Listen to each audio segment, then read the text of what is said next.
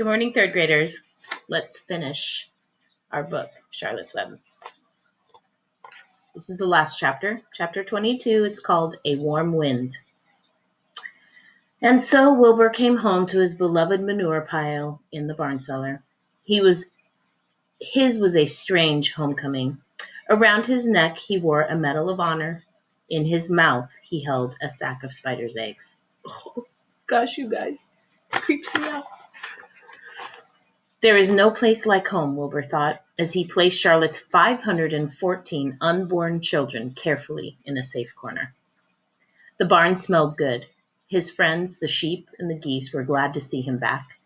The geese gave him a noisy welcome. Congratulations, they cried. Nice work! Mr. Zuckerman took the medal from Wilbur's neck and hung it on a nail over the pig pen where visitors could examine it. Wilbur himself could look at it whenever he wanted to. In the days that followed, he was very happy. He grew to a great size. He no longer worried about being killed, for he knew that Mr. Zuckerman would keep him as long as he lived. Wilbur often thought of Charlotte. A few strands of her old web still hung in the doorway. Every day, Wilbur would stand and look at the torn, empty web, and a lump would come to his throat. No one had ever had such a friend, so affectionate, so loyal, and so skillful. The autumn days grew shorter. Lurvy brought the squashes and pumpkins in from the garden and piled them on the barn floor where they wouldn't get nipped on frosty nights. The maples and birches turned bright colors, and the wind shook them, and they dropped their leaves one by one to the ground. Under the wild apple trees in the pasture, the red little apples lay thick on the ground, and the sheep gnawed them, and the geese gnawed them, and foxes came in the night and sniffed them. One evening, just before Christmas, snow began falling. It covered house and barn and fields and woods. Wilbur had never seen snow before. When morning came, he went out and plowed the drifts in his yard for the fun of it. Fern and Avery arrived, dragging a sled. They coasted down the lane and out into the frozen pond in the pasture. "Coasting is the most fun there is," said Avery. "The most fun there is," retorted Fern, "is when the Ferris wheel stops and Henry and I are in the top car and Henry makes the car swing and we can see everything for miles and miles and miles." "Goodness, are you still talking about that old Ferris wheel?" said Avery in disgust. "The fair was weeks and weeks ago." "I think about it all the time," said Fern, picking snow from her ear. After Christmas, the thermometer dropped to 10 below zero. Cold settled on the world. The pasture was bleak and frozen. The cows stayed in the barn all the time now, except on sunny mornings when they went out and stood in the barnyard in the lee of the straw pile. The sheep stayed near the barn, too, for protection. When they were thirsty, they ate snow. The geese hung around the barnyard the way boys hung around a drugstore, and Mr. Zuckerman fed them corn and turnips to keep them cheerful. "Many, many, many thanks," they always said when they saw food coming. Templeton moved indoors when winter came. His ratty home under the pig trough was too chilly, so he fixed himself a cozy nest in the barn behind the grain bins. He lined it with bits of dirty newspapers and rags, and whenever he found a trinket or a keepsake, he carried it home and stored it there. He continued to visit Wilbur 3 times a day, exactly at mealtime. I'm sorry, I lost my place there. And Wilbur kept the promise he had made. Wilbur let the rat eat first. Then, when Templeton couldn't hold another mouthful, Wilbur would eat. As a result of overeating, Templeton grew bigger and fatter than any rat you ever saw.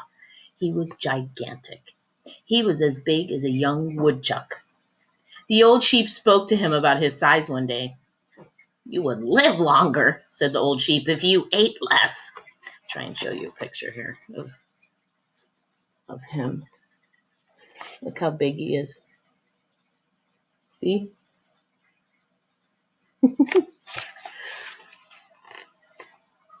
"Who wants to live forever?" sneered the rat. "I am naturally a heavy eater, and I get untold satisfaction from the pleasures of the feast." He patted his stomach, grinned at the sheep, and crept down upstairs to lie down.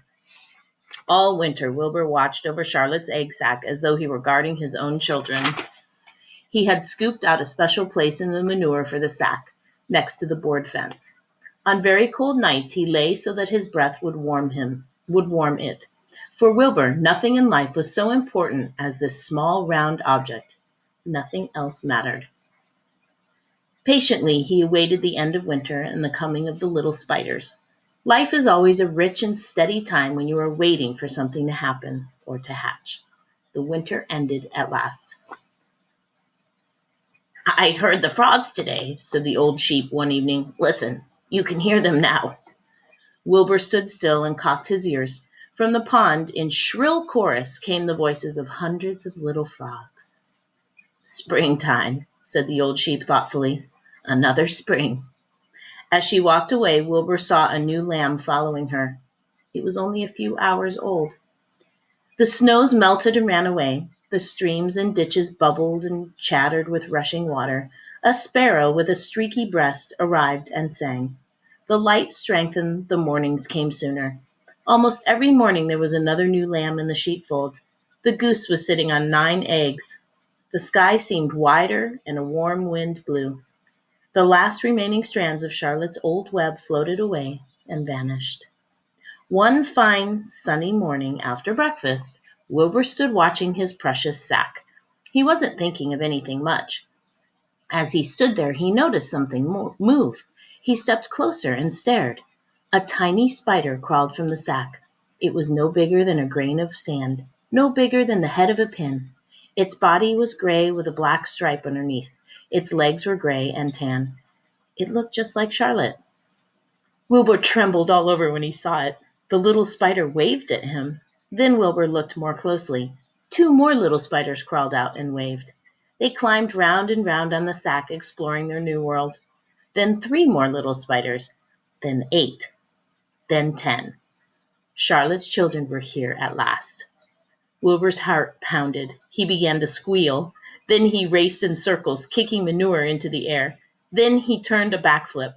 Then he planted his front feet and came to a stop in front of Charlotte's children. "Hello there," he said. The first spider said hello, but its voice was so small Wilbur couldn't hear it. "I am an old friend of your mother's," said Wilbur. "I'm glad to see you. Are you all right? Is everything all right?" The little spiders waved their forelegs at him. Wilbur could see by the way they acted that they were glad to see him. "Is there anything I can get you? Is there anything you need?" The young spiders just waved. For several days and several nights they crawled here and there, up and down, around and about, waving at Wilbur, trailing tiny drag lines behind them, and exploring their home. There were dozens and dozens of them. Wilbur couldn't count them, but he knew that he had a great many new friends. They grew quite rapidly. Soon each was as big as a BB shot. They made tiny webs near the sack. Then came a quiet morning when Mr. Zuckerman opened a door on the north side. A warm draft of rising air blew softly through the barn cellar. The air smelled of the damp earth, of the spruce woods, of the sweet, sweet springtime. The baby spiders felt the warm updraft. One spider climbed to the top of the fence. Then it did something that came as a great surprise to Wilbur. The spider stood on its head, pointed its spinnerets in the air, and let loose a cloud of fine silk. The silk formed a balloon. As Wilbur watched, the spider let go of the fence and rose into the air. "Goodbye," it said as it sailed through the doorway. "Wait a minute," screamed Wilbur. "Where do you think you're going?" But the spider was already out of sight. Then another baby spider crawled to the top of the fence, stood on its head, made a balloon, and sailed away. Then another spider, then another. The air was soon filled with tiny balloons, each balloon carrying a spider. Wilbur was frantic. Charlotte's babies were disappearing at a great rate. "Come back, children," he cried. "Goodbye," they called. "Goodbye, goodbye." At last, one little spider took time enough to stop and talk to Wilbur before making its balloon. "We're leaving here on the warm updraft. This is our moment for setting forth. We are aeronauts." and we are going out into the world to make webs for ourselves." "But where?" asked Wilbur. "Wherever the wind takes us, high, low, near, far, east, west, north, south. We take to the breeze. We go as we please." "Are all of you going?" asked Wilbur. "You can't all go. I would be left alone with no friends. Your mother wouldn't want that to happen, I'm sure."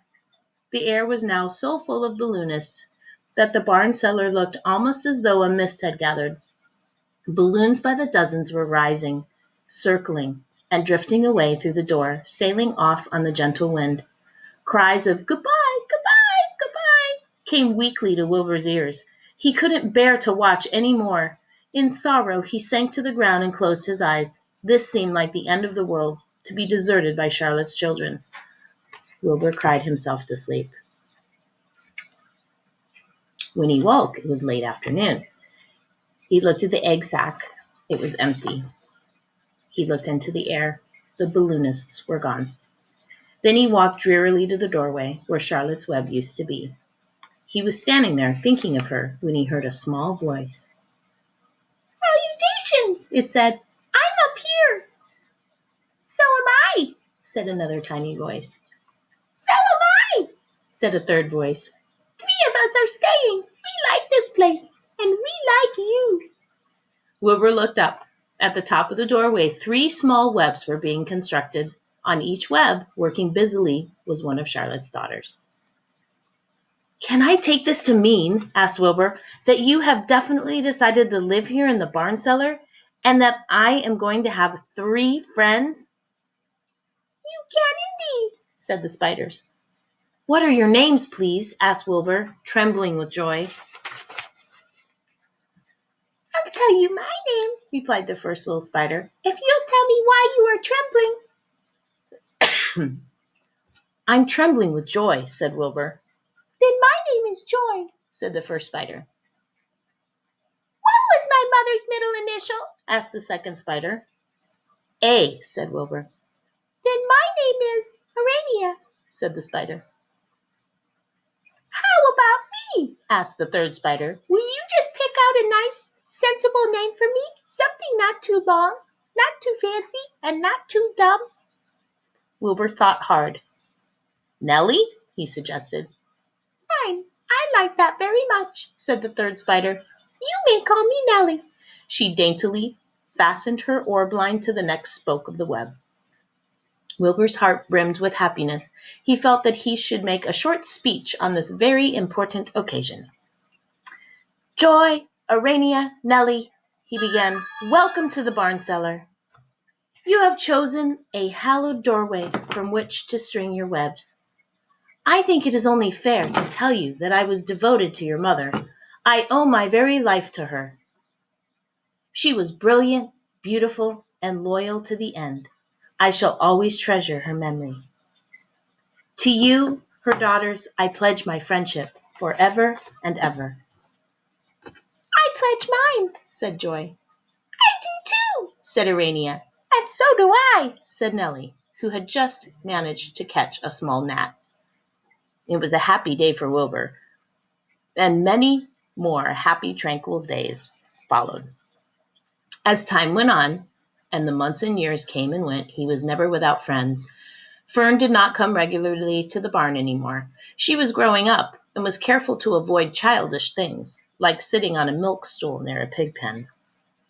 But Charlotte's children and grandchildren and great-grandchildren, year after year, lived in the doorway. Each spring, there were new little spiders hatching out to take the place of the old.